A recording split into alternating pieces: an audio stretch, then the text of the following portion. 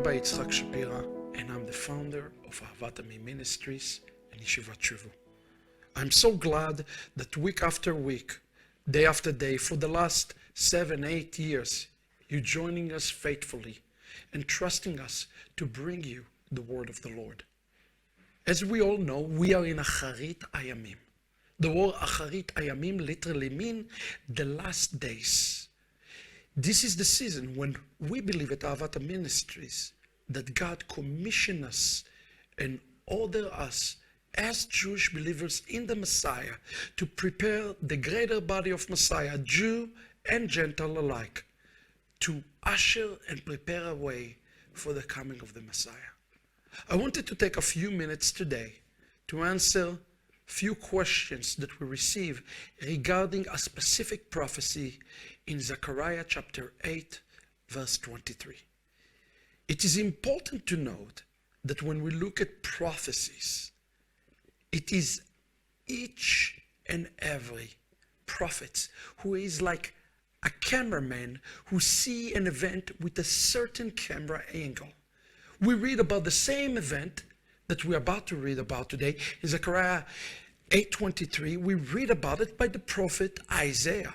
Also Jeremiah and Ezekiel speak on the exact same event. So it's important to us to put the puzzle completely together. Number two, when we study prophecies, it's also important for us to read things in context. Context is critical. You ask the question, what is the context of the wonderful prophecy of 10 Gentiles, who, as it says, will hold the garment of a Jewish man? What is the context of this prophecy? Well, to answer this question, we have to start at the beginning.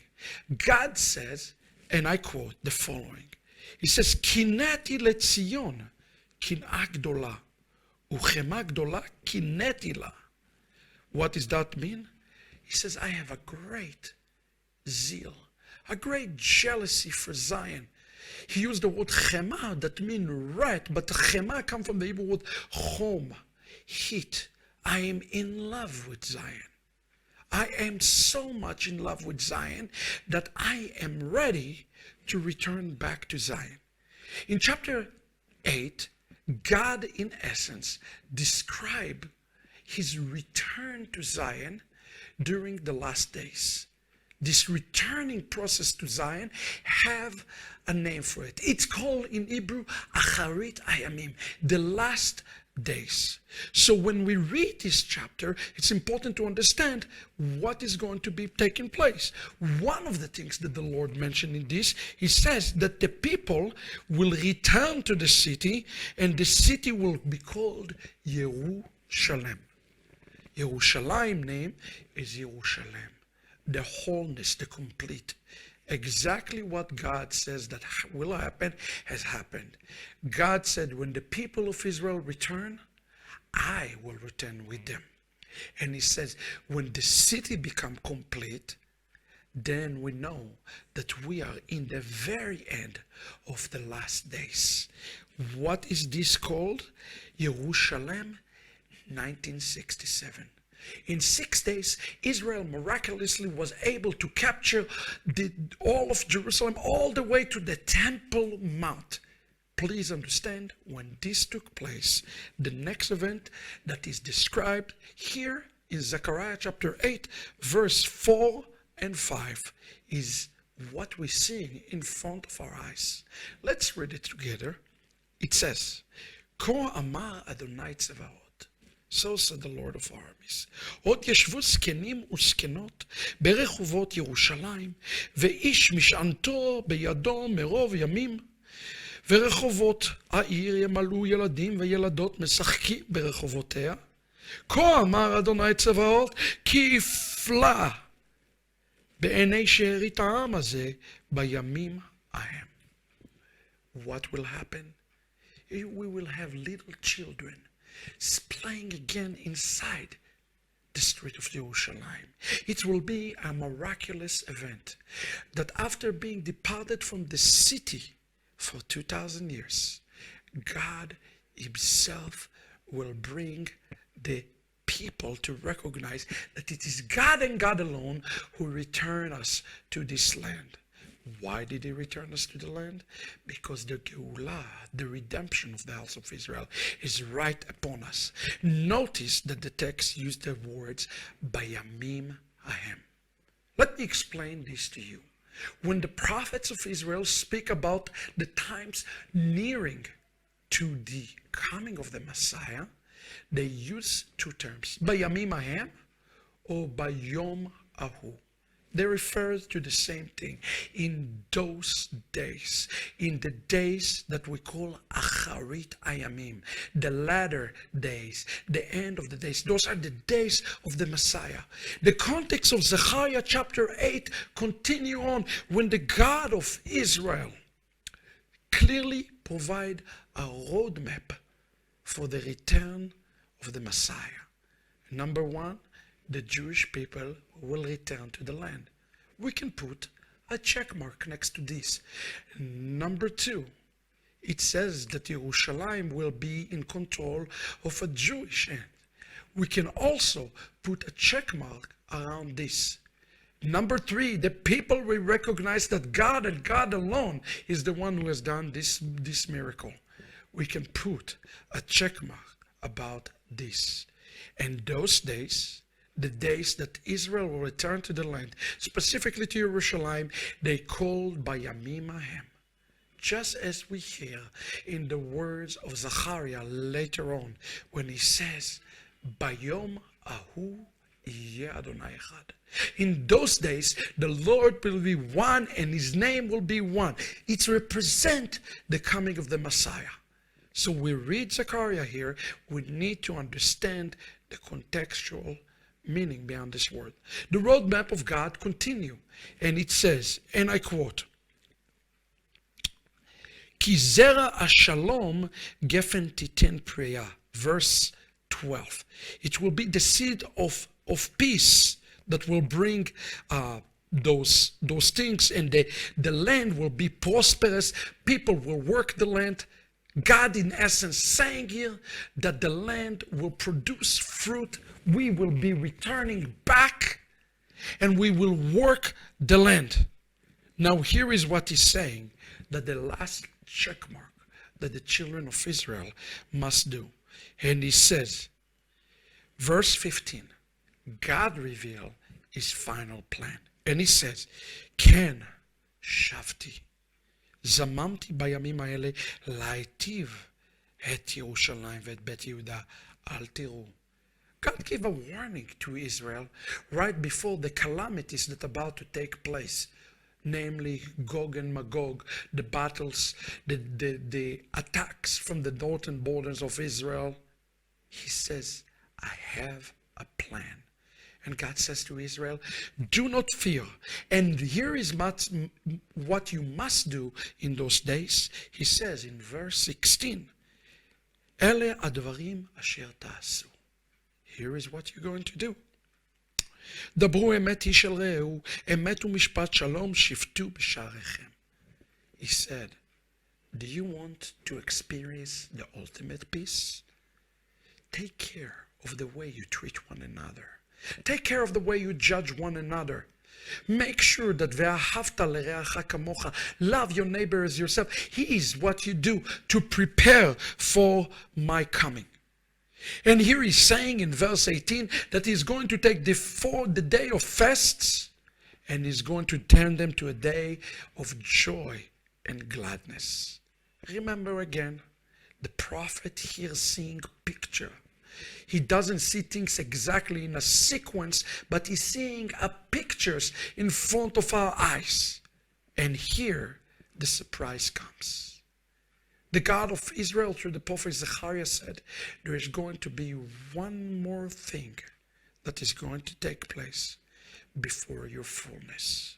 Do you realize that from chapter 8 verse 1 all the way to verse 22, God described the event that we call the fullness of the Jews. But in verse 23, God described the event that he called the fullness of the Gentiles. And listen to what the God of Israel have to say. And I quote, כה אמר אדוני צבאות, בימים ההם, אשר יחזיקו 10 אנשים מכל לשונות הגויים, החזיקו בכנף איש יהודי לאמור, נלכה עמכם, כי שמענו אלוהים עמכם. There's going to be one more miraculous event that's going to be happening when the nations will see the miracle of the state of Israel, the miracle of the return of the Jewish people to the land, the miracle of the land. They will start to realize that the God of Israel is a true and living God. And in those days, they will call upon the Jewish people and they will say, we want what you have. Will you allow us to walk with you? This event, friends, call in the scriptures the fullness of the Gentiles.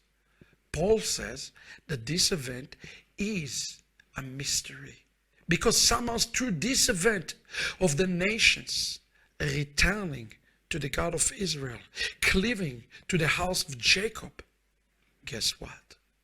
In that, the final salvation comes. Let us understand this verse together in context. It says here, כה אמר אדוני צבאות, so said the Lord of army, בימים ההם. I already explained what the meaning of the word בימים ההם. בימים ההם mean in the very last days. Each and every one of you who watch me today, who is not Jewish, who cleave to the Jewish people and to the house of Jacob, he is a fulfillment, a prophetic and miraculous fulfillment of this verse. Recently, a person told me that he does not speak about the Jews. Let us see together if that claim hold truth. It says that 10 men from the nations, from the different tongues. And here, how do we know that this is not during the millennium period? This is important because some in the Hebrew roots and in Christianity believe that is in the millennial period. It is not. And here is how we know it is not. Because the book of Zephaniah tells us that in the last days, when Messiah is here, he will return us to a single language, to Hebrew. Zephaniah chapter 3 said it. But here the nation are still in different tongues. This is exactly what it says when it used the word mikol leshonot. They speak different languages.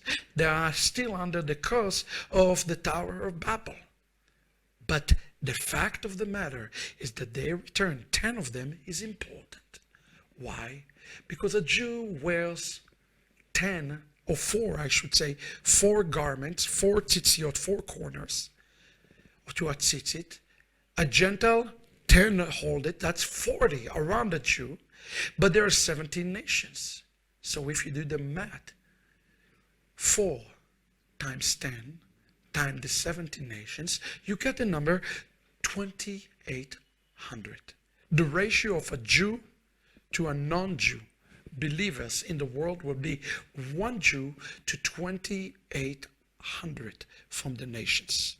Now, it says in the text that they hold the garments of a Jewish man. The question is this man Yeshua? Or is this man the Jewish people? The answer is not so simple as it seems. For starters, Yeshua is the one who is called the Son of God. And Israel is also the one who is called the Son of God, according to the book of Exodus, chapter 4, verse 22, 23.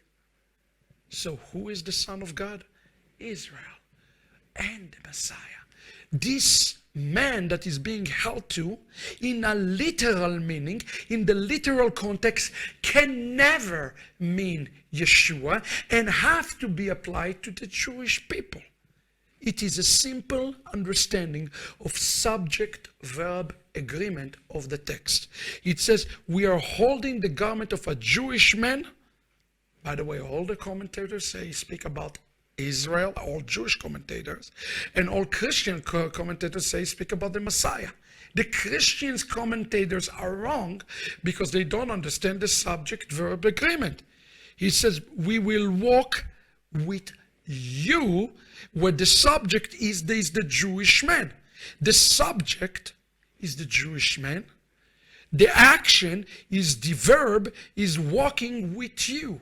The Hebrew word you here in the text is the word imchem. If it's spoken on a single entity of a Jew, the word would be imcha. But the word is not in a singular. The word is in a plural. The word is imchem. Therefore, this verse applies to all the Jewish believers. And one could argue without any problem, since Yeshua is the master and he lives inside the heart of a Jewish believer, that it's also applied to the Messiah of Israel, because they are one in the same. Please understand that any attempt to diminish the role of the Jews in the last days is nothing short of anti-Semitism.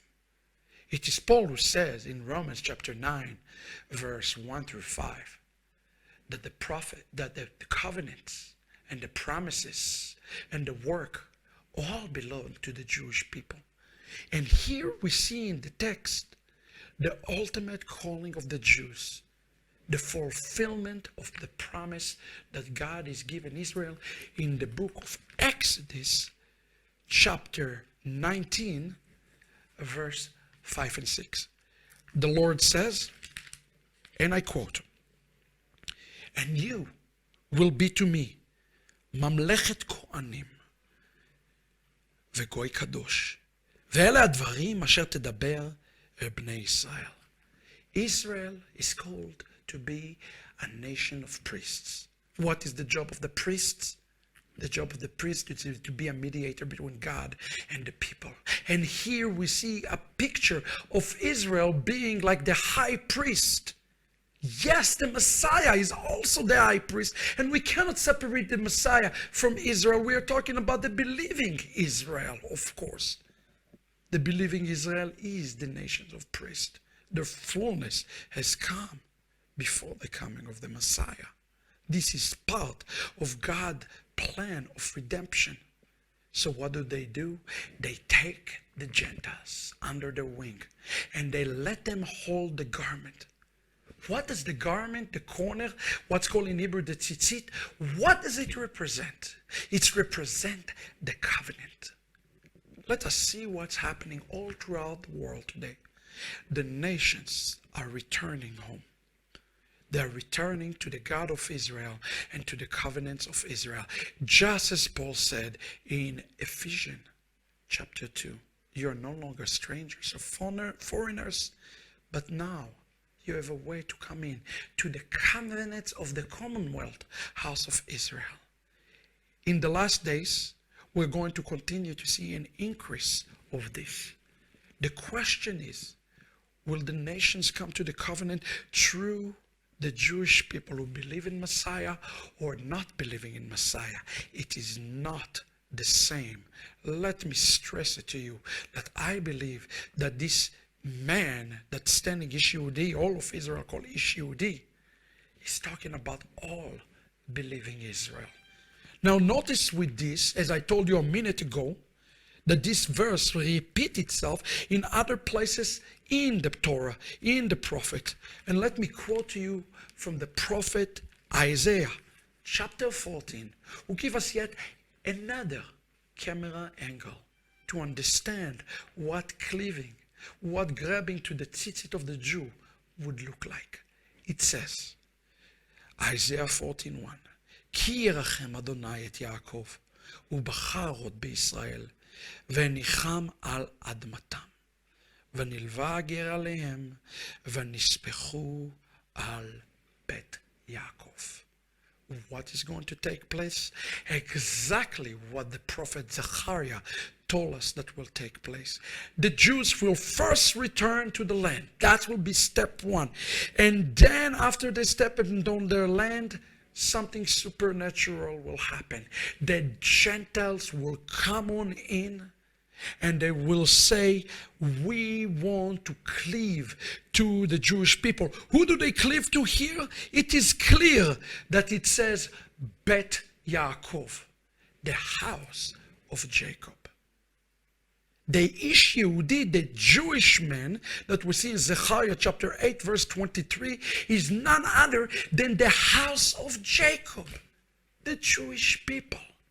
And what they will do, the text says here that they will cleave, the word in Hebrew, the word nispechu, they will become part of the Jewish people.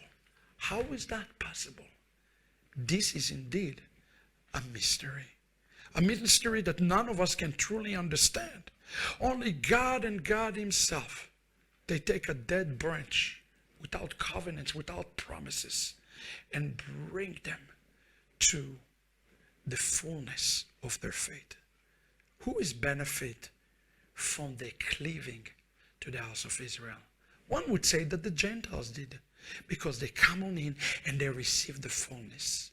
But as a Jew, let me tell you, when you come in as a non-Jew into our covenants, it is truly us who benefit. Jacob can be full again because he's truly fulfilled his calling of bringing people in.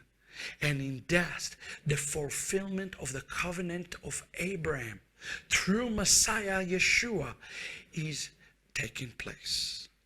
Again, an interpretation that tried to diminish the Jewish people, to try to say that this verse does not speak about the house of Israel, is contrary to the house of Israel, contrary to Judaism, contrary to the New Testament, and contrary to the Torah itself, and is flat out anti-Semitic. My challenge to you, come on in. Hold on to the Jewish believers, because the Jewish believers and Yeshua are one and the same. And when you cleave in, you become one and the same with us. And in this, we see the creation of the one new man. And in this, all of Israel, even the non-believing Israel, will be saved. Hope you've been blessed and challenged. This lesson is made for you because I thought that I have to clarify it. There are so many erroneous teachings on this verse. Please share this teaching with your friends and family. And most importantly, come on in. God bless you and shalom.